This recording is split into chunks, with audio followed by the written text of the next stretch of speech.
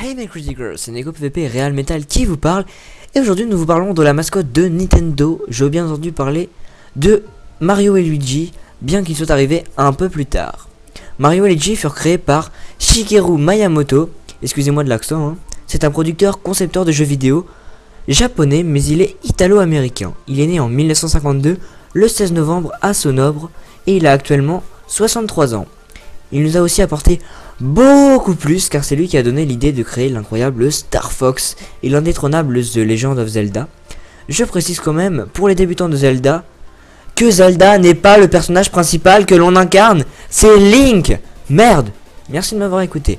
Bref, il a un bon parcours et prend une place très importante dans Nintendo et son essor. Passons au personnage principal, Mario. Il a été vu pour la première fois sous le nom de Monsieur Vidéo, mais son créateur a abandonné ce nom et l'a renommé Jumpman dans les jeux Donkey Kong en 1981 sur borne d'arcade sous forme de jeu de plateforme. Pourquoi Jumpman? Tout simplement car celui-ci devait sauter d'échafaudage en échafaudage tout en esquivant tonneaux et boules de feu. Mais ce n'est pas tout, car qu'est-ce qu'un plombier ferait sur des échafaudages? Eh bien, il n'est pas plombier à ce moment-là, il est charpentier.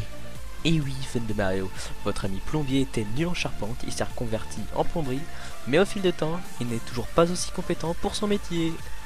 Et Luigi dans tout ça, Mario et Luigi se différencient de leur corpulence et de leurs vêtements, car Mario est vêtu d'une chemise rouge, d'une salopette bleue, de gants blancs et d'une casquette rouge, mais est plutôt petit et dodu, alors que son frère Luigi, lui, porte une salopette bleue, une chemise verte, des gants blancs et une casquette verte, et qu'il est plutôt maigre et grand.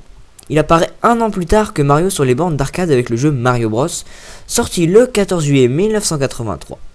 Il portait alors des vêtements blancs qui seront changés en vert sur Mario Bros 2, et le blanc sera réservé lorsqu'il intégrera la fleur lui permettant de former des boules de feu.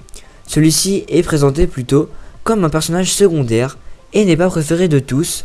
Il est plus maladroit mais saute plus haut que le petit Mario. Revenons maintenant à Mario. Sa mission dans beaucoup de jeux Mario est de sauver la princesse Peach du méchant Bowser et de son méchant fils Bowser Jr. Ah gros, ce sont de méchantes tortues avec des pics sur leur carapace et qui crachent du feu. Ah gros. Enfin bon, trêve de plaisanterie. Pour la sauver, il n'y va pas par 4 chemins. Il est dans un royaume champignon, tue des tortues à carapace rouge ou verte et qui parfois ont des ailes, appelées les Koopas.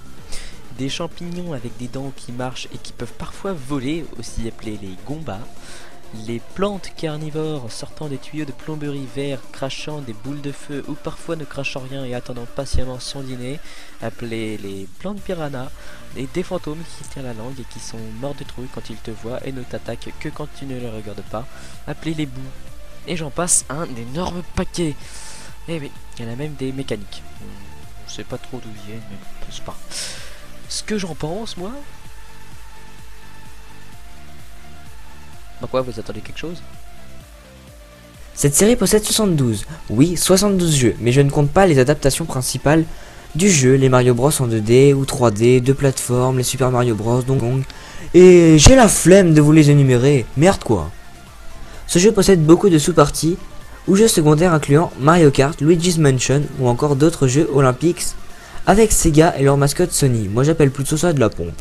En gros, Sonic était loin derrière dans le marché, un bon petit massage de couilles, du léchage de cul, et de la part de Sega sur Nintendo pour relancer leur dé.